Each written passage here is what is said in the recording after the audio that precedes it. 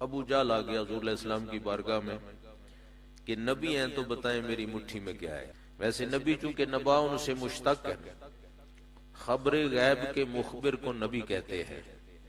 وہ چونکہ اس کی جو مدر لینگویج تھی وہ عربی تھی، تو وہ جانتا تھا کہ نبی ہو تو غیب بتاتا ہے.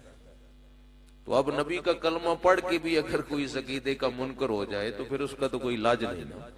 ویسے جاہلوں کا باپ بھی جانتا تھا کہ نبی غیب بتاتا ہے، کیونکہ نبی جو ہے، نبی کا معنی ہی غیب بتانے والا ہے.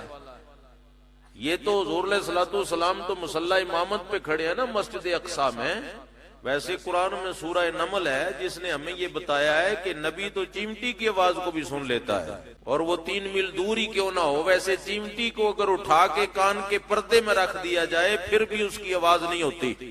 آپ نے کسی کیڑے مکوڑے کی آواز کو سنا ہوگا، کوئی شنکار ہو جائے، کوئی بھاگے تو کوئی فصل ہل جل جائے تو پتہ چلے کوئی چیز جا رہی ہے. لیکن یہ چیمٹی بیچاری تو ان ساری چیزوں سے ہی معروم ہے. نہ اس کی آواز ہے، نہ اس سے کوئی کھڑکھڑاہٹ پیدا ہوتی ہے، نہ اس سے کوئی فصل ہلتا ہے.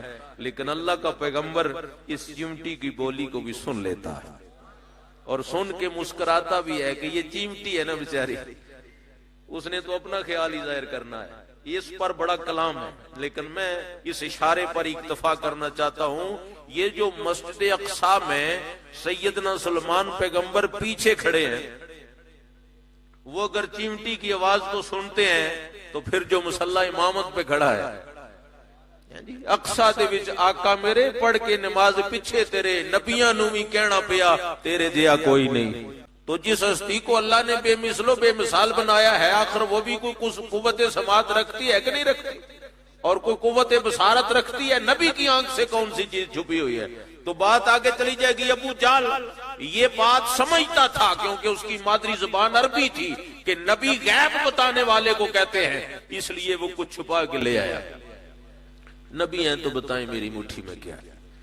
حضور علیہ الصلوۃ والسلام نے تبسم فرمایا کہ یہ جہلوں کا باپ جو ہے بیچارہ، قوم تو ابو الحکم کہتی تھی، لیکن ابو جہل میرے نبی کی زبان سے جو نکلا، کہا یہ جاہلیت کا باپ جو لگتا ہے، ظاہر ہے سب سے بڑی جاہلانہ بات ہی اس نے کرنی ہے. حضور علیہ الصلوۃ والسلام نے اگلا آپشن دیا کہ تم نے یہ سوال کیا ہے کہ میں بتاؤں تیری مٹھی میں کیا ہے. یہ تو ٹھیک ہے میں بتاتا ہوں، لیکن تجھے ایک اور آفر ہے کہ جو چیز تیری مٹھی میں ہے وہ نہ بتائے کہ میں کون ہوں. یہ اس کی جہلیت پر اتنی بڑی دستک میرے نبی علیہ السلام نے دی کہ جاہلوں کے باپ اگر پتھر میرا کلمہ پڑھ لے تو تجھے اتنی تو خبر ہونی چاہیے کہ پتھر مجھے پہچانتے ہیں، اور تو انسانی ڈھانچے میں کیا چیز ہے جو پتھر سے بھی بدتر ہے. پتھر سے بھی بدتر ہے. پتھر تو مجھے پہچانتے ہیں، لیکن میں آپ کی عزت افزائی کے لیے یہاں کہہ دوں کہ پتھر تو پہچانتے ہیں، اور پہچاننا چاہیے کہ خدا کی مخلوق ہے، لیکن نبی کی پہچان کو سلام کریں. فرمایا وہ تو پہاڑ مجھ سے پیار کرتا ہے اور میں بھی اس سے محبت کرتا ہوں. ابو جہل نے کہا کہ بتائیں میری مٹھی میں کیا ہے. غیب دان نبی نے فرمایا وہ چیز نہ بتا دے جو تیری مٹھی میں ہے کہ میں کون ہوں. پھڑک گیا، چونکہ اسے تو پتا تھا نا کہ میں نے پتھر اٹھا کے لائی. اب پتھر تو نہیں بولتا، تو کہا اگر یہ چیز بتا دے تو پھر بڑی تصدیق ہو جائے گی کہ آپ نبی ہیں. پھر میرے نبی کے اشارے پر روایت گواہ ہے کہ پتھروں نے بھی لبیک یا رسول اللہ پکار لیا ہے کہ حق کا حکم تو ہو، ہم آپ کی نبوت اور رسالت کی گواہی دینے کے لیے تیار ہیں.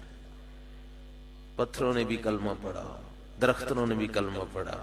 ایک یہودی نے حضور علیہ السلام کی خدمت میں کہا کہ وہ جو کھجور کا گوشہ ہے نا وہ اوپر، وہ اگر ٹوٹ کے آپ کے پاس آ جائے تو مان جاؤں گا کہ نبی.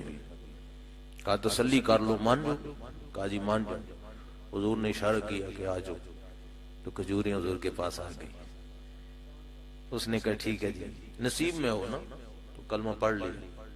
حضور علیہ السلام چاہیے تھا کہ وہ کھجوریں بانٹ دیتے کہ چلو یہ میلاد کا لنگر ہی تقسیم کر دیتے، لیکن نہیں. حضور علیہ السلام نے فرمایا تیرے واپس آنے کا جو مقصد تھا وہ پورا ہو گیا، اب واپس اپنی جگہ پہ چلا جاؤ. وہ توڑ لینا تو آسان ہے لیکن جوڑنا تو مشکل ہے نا. لیکن یہ وہ نبی ہے جو چاند کو توڑ بھی لیتے ہیں اور جوڑ بھی لیتے ہیں. کھجوریں تو بڑی نیچے ہیں. اس یہودی نے پھڑک کے کلمہ پڑھ لیا. بات یہاں سے چلی تھی کہ نہ ماننے والے کا کوئی علاج نہیں. چاہیے تھا کہ ابو جال بہت بڑا مومن اعلی ہوتا جس کی ڈیمانڈ پر نبی علیہ السلام نے پتھر سے کلمہ پڑھوا لیا، لیکن اس لائن نے کہا کہ پتھروں پر بھی آپ کا جادو چل گیا. تو لہذا نہ ماننے کا کوئی علاج، اور ماننے والوں کے لیے تو دلیل کی ضرورت ہی نہیں ہے. ویسے محبت دلیل مانگتی کوئی نہیں.